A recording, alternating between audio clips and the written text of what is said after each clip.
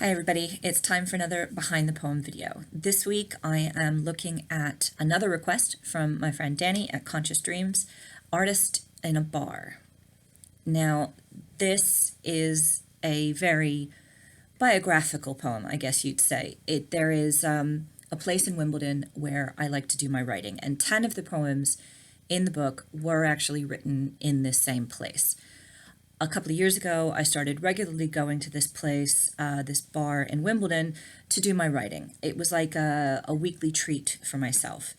I would set it up, I would go, I would dress up, hoping to meet people, hoping to, make a connection or pick up a date or any of those things. But mostly I would make sure I always had my writing pad with me. And I would have a couple of cocktails and I would soak in the atmosphere. Now, it was this regular kind of routine of writing that would give me that 2 hours of headspace that were just for me. And sometimes it was great. Sometimes I would go and I wouldn't do any writing at all, but I would still enjoy myself. And sometimes I would be really inspired by what was happening around me or by something that happened that day, and the headspace gave me the ability to write it all down or formulate it into a poem. And so this became routine. One of the days that I went, and I would go about once a week when there was live music, I was having a bit of a writer's block. I was feeling a little bit down, and I was annoyed that I had gotten all dressed up and done what I usually do to try and take care of myself, and I was out and I wasn't feeling it. And then something happened. The music started. Once a week there's the live music, and this guy started playing on the keyboard, and there was something about how the atmosphere in the whole place changed. I go there frequently enough that the staff know me and the musicians know me and that kind of stuff. So I'm like the lady who sits and is writing. That's my role in this atmosphere. And I was sat there not writing before the keyboard started. And when I recognized the song, it was a good song. And I loved it. And it's one I knew all the words to, and I wanted to sing along and smile and laugh at, the frustration of the writer's block that had happened just seconds before. And everybody was doing it. Everybody was singing along because it was a really well-known song. And, even right now, I don't even remember what song it was, but I do remember that the whole place changed. Everybody's singing along, and the next song, and the next song, and the next song. And it got me thinking that I was now ready to write because someone else was putting that music energy out there.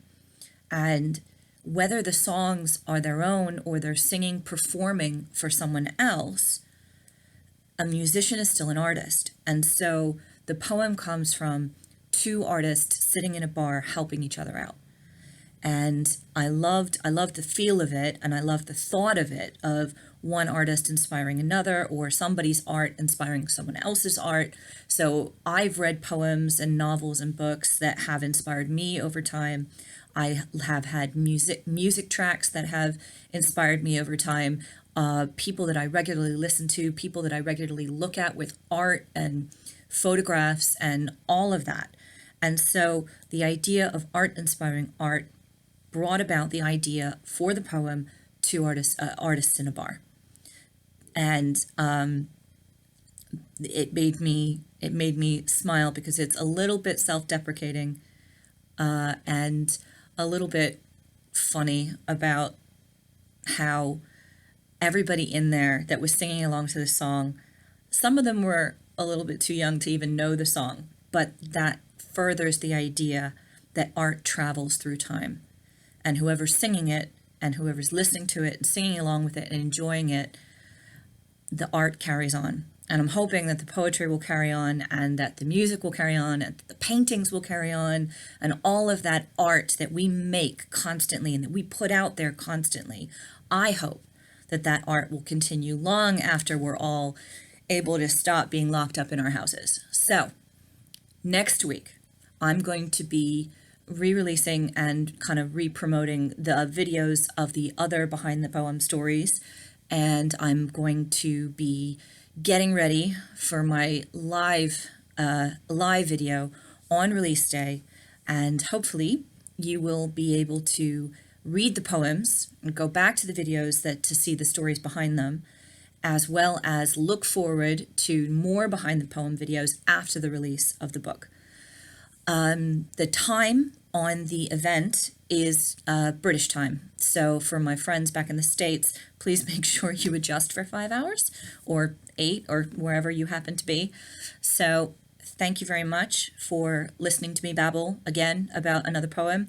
But I look forward to seeing you all next week when we are set and ready to release these poems into the world and see what art they can create.